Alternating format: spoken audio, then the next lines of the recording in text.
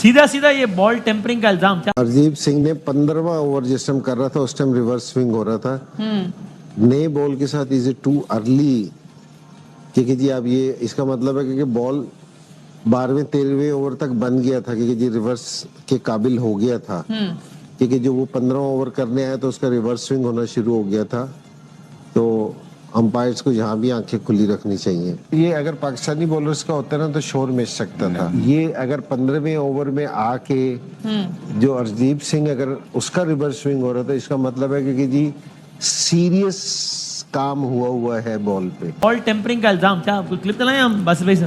और अच्छा रोहित शर्मा से भी इसका वो भी ले लेते हैं, जवाब भी ले लेते हैं। हाँ दिखाएं। मामला जो है पाकिस्तान के पूर्व कप्तान उन्होंने एक बयान दिया है कि भारतीय टीम जो है बॉल के साथ रिवर्स स्विंग वो छेड़छाड़ कर रही है क्योंकि अर्शदीप जो है 15 ओवर डाल रहे थे तो बॉल रिवर्स स्विंग हो रही थी जो पॉसिबल नहीं है।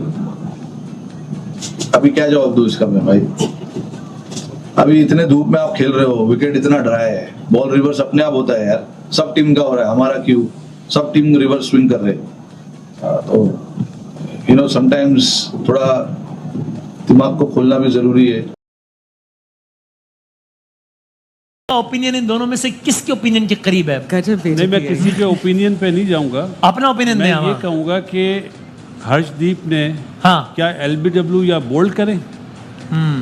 या क्या जब रिवर्स होता है ना बॉल तो बैट्समैन 90% एलबीडब्ल्यू या बोल्ड होता है। अर्शदीप सिंह ने जो है बॉल टेम्परिंग की है, लेकिन कल के मैच के बाद बड़ा सन्नाटा है, लेकिन इंजमाम उल हक फिर भी चुप नहीं बैठा।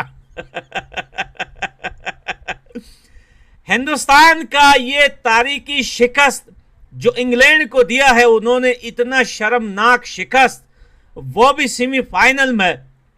इसको लेके इंजमाम उल हक ने कहा है कि पिछली बार जब ऑस्ट्रेलिया के साथ मैच था तो भाई 15 ओवर के बाद अर्शदीप सिंह ने बॉल टेम्परिंग की थी, लेकिन इस बार जब हिंदुस्तान की पारी खत्म हुई और इंग्लैंड चेस करने पे आया तो हिंदुस्तान ने पिच ही बदल दी। टेम्परिंग का इल्जाम लगाया था इंडियन टीम के ऊपर अर्शदीप सिंह के ऊपर कि उसको रिवर्स स्विंग कैसे मिल रही है। फिर रोहित शर्मा ने इंडिया वर्सेस इंग्लैंड के मैच से पहले जो प्रेस कॉन्फ्रेंस की थी उसके अंदर इंजमाम उल हक को उसकी पूरी की पूरी एक्सप्लेनेशन भी दी, उन्होंने कुछ बोला। फिर दोबारा से इंजमाम उल हक ने उसका भी रिप्लाई कर दिया, मतलब कि ये मामला रुक नहीं रहा। अब देखा जाए तो इंजमाम उल हक पाकिस्तान की एक लेजेंड है और ये वो क्रिकेटर है जिनकी इंडिया में भी काफी ज्यादा रिस्पेक्ट की जाती थी, लेकिन अब से जब से उन्होंने ये बोला है काफी सारे इंडियंस दुखी और दुखी होना भी चाहिए। हारिस रऊफ अगेंस्ट यूएसए जो मैच था उसके ऊपर बॉल टेम्परिंग का इल्जाम लगा, पूरे पाकिस्तान ने इसको जिसको कहते हैं ना हाईलाइट किया और हारिस रऊफ को सपोर्ट किया और कहा कि 40 कैमरों को नजर नहीं है, ये कैसे कह सकते, कैसे इल्जाम लगा सकते हैं हारिस रऊफ के ऊपर। यही सेम चीज फिर उनके लिए भी आती है। मुझे ये नहीं समझ आ रही कि हम कैसे किसी पे इल्जाम लगा सकते हैं जिस टीम ने उनके अगेंस्ट खेला वो ऑस्ट्रेलिया है, वो कोई छोटी टीम नहीं है। अगर हल्का सा भी कुछ होता वो सबसे पहले इस चीज को बोलते। कल जो अंपायर खड़ा है उसको आंखें खोलने की जरूरत है। अगर वो आंखें खोलेगा तो उसका दिमाग खुल जाएगा, उसको पता चल जाएगा कि क्या हो रहा है। फिर उन्होंने बोला कि हमने यानी पाकिस्तान जो क्रिकेटर से साबिक उन्होंने रिवर्स स्विंग इजाद किया, तो हमें मत सिखाइए कि रिवर्स स्विंग कैसे होती है, हमें पता है कैसे होती है। ये मैं आपको इंजमाम उल हक का जो पॉइंट हुआ वो बता रहा हूँ। उन्होंने बोला कि ये मुझे भी पता है कि ड्राई कंडीशन है, धूप है, ये सब मैं भी क्रिकेटर हूँ, मुझे सब पता है और मुझे ये भी पता है कि रिवर्स स्विंग कैसे होती है। जब तक बॉल के साथ छेड़खानी मतलब उन्होंने फिर ये बोला, उन्होंने थोड़ी क्लैरिफिकेशन दी। उन्होंने बोला कि मैं ये नहीं कह रहा हूँ कि अर्शदीप ने बॉल के साथ छेड़खानी की है, मैं सिर्फ ये कह रहा हूँ कि अंपायर को आंखें खोलनी चाहिए और उनको देख लेना चाहिए कि क्या हो रहा है। अगर अंपायर आंखें खोल के खड़ा होगा तो उसको सब का सब पता चल जाएगा और फिर उसको आंखें खोलेंगी तो अंपायर के दिमाग भी खुल जाएगा। फाइनल मैच में जा चुका है, प्रवेश कर चुका है, पर लेकिन दोस्तों भारत को इस बार बहुत कड़ी चुनौतियों का सामना करना पड़ा।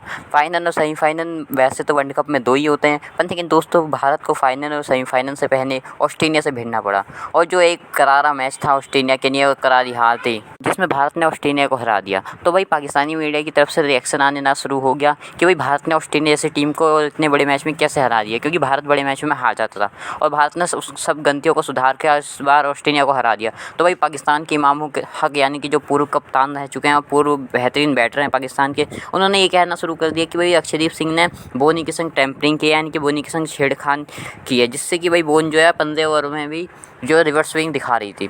तो पर लेकिन दोस्तों इसके ऊपर जो भारतीय मीडिया और ने जो एलिगेशन थे उसका जवाब देना शुरू किया, तो भाई उसके के बाद रोहित शर्मा का इंटरव्यू सामने आया। तो दोस्तों आगे की वीडियो में देखते हैं रोहित शर्मा ने क्या कहा। मैं अभी मिसाल देता हूँ ना, इंग्लैंड में टूर्नामेंट था, मैं ख्याल है कामी भी उस टीम में था। उमर गुल ने आउट करे थे न्यूजीलैंड के, किसने? 10 ओवर उमर गुल 2009 में। हाँ 2009 में। हाँ तो वहाँ पे भी बॉल रिवर्स हुआ था, तो जब तो ये आवाज़ नहीं आई। न्यूजीलैंड हारी तो विटोरी ने प्रेस कॉन्फ्रेंस में कहा था कि सस्पिशियस थी जो स्विंग हो रही थी कि जी 15 ओवर में बॉल स्विंग होना शुरू हो गया। बॉल जिस तरह से आप कहना चाह रहे हैं कि जी बॉल बनाई थी, वो भाई बॉल स्विंग हो सकता है। वो जो रोहित ने भी आपको जवाब नहीं दिया क्योंकि वो भी इज्जत करता है, उन्हें सामने से बोल सकता था, बदतमीजी कर सकता था। साथ साथ ये है कि आप लोग ये बातें करके जो है ना, आपके जितने फॉर्मर क्रिकेटर्स हैं जिन पे इल्जाम लगे हैं बॉल टेम्परिंग के, बॉल बनाने के, उसको वाजे करते जाते हैं कि बॉल सिर्फ एक ही सूरत में पुराना स्विंग हो सकता है, वो बनाने पे। फवाद भाई, अर्शदीप का तो आप ये कि इस वर्ल्ड कप से पहले वही नाम हमने देखा था ना, जो ऑस्ट्रेलिया की सीरीज, 1-2 सीरीज वर्ल्ड कप के बाद हमने 50 ओवर वाले वर्ल्ड कप के बाद हमने अर्शदीप को पहले से नहीं देखा हुआ था। अब अगर इंजमामुल हक साहब ने अर्शदीप को रीड नहीं किया, उसके डोमेस्टिक के मैचेस नहीं देखे, उन्होंने नहीं देखा कि वो डिफरेंट साउथ अफ्रीका जाके, इधर जाके, उधर जाके, जहां जहां वो गया है वहां जाके क्या बॉलिंग कर रहा था, तो इसमें अर्शदीप का कसूर है या इंजमामुल हक का कसूर है? आपका अपना होमवर्क होना चाहिए। रिवर्स स्विंग आप कहते थे कि पाकिस्तान के अंदर सरफराज नवाज उसके मौजूद थे, उसके बाद इमरान खान, फिर वकार, वसीम, शोएब अख्तर, आकिब जावेद, एक तवील फहरिस्त है पाकिस्तान के अंदर रिवर्स स्विंग करने वालों की। अब वो कोई इतना बड़ा नहीं रहा। अब आप उसका जवाब देख लें। बात यह कि जब आप बात सोशल मीडिया पे निकली तो फिर वो होंठों निकली और कोठों चढ़ी। अब इंजमाम भाई के इस बयान का चर्चा के 15 ओवर के बाद रिवर्स स्विंग उसने पता नहीं क्या कर दिया, बॉल के साथ टेम्परिंग कर दी।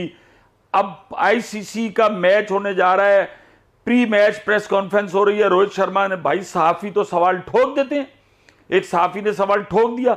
अब रोहित भी परेशान है कि वो इंजी भाई जैसा जो कि बड़ा आदमी है, इंजी भाई को क्या जवाब दे।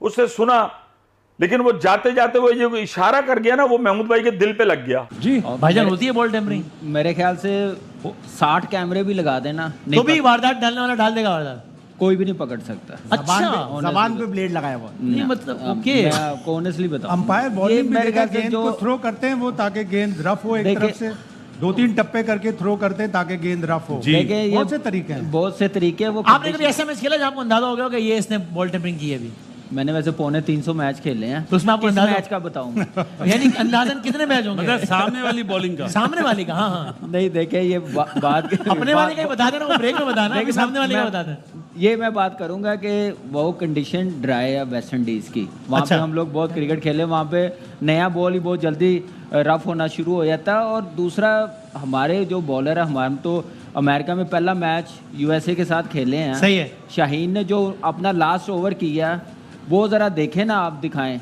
तो उस पर किसी ने बात नहीं की। ठीक है, वो उसका आर्ट था शाहीन का, जैसे डिसीव करता रहा।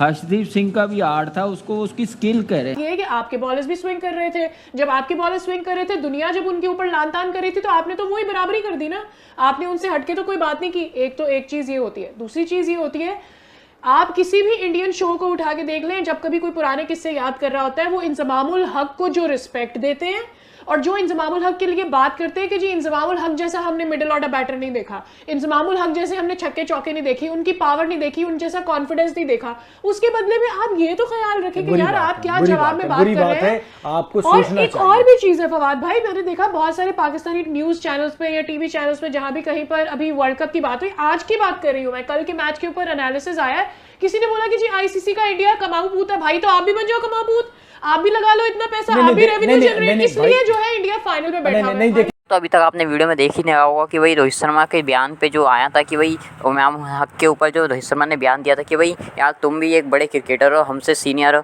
इसलिए भाई उन्होंने रोहित शर्मा ने रिस्पेक्टफुल जवाब देते हुए कहा कि भाई जो ड्राई कंडीशन है इस पर क्या मैं जवाब दे सकता हूँ। रोहित शर्मा ने तक नहीं कहा।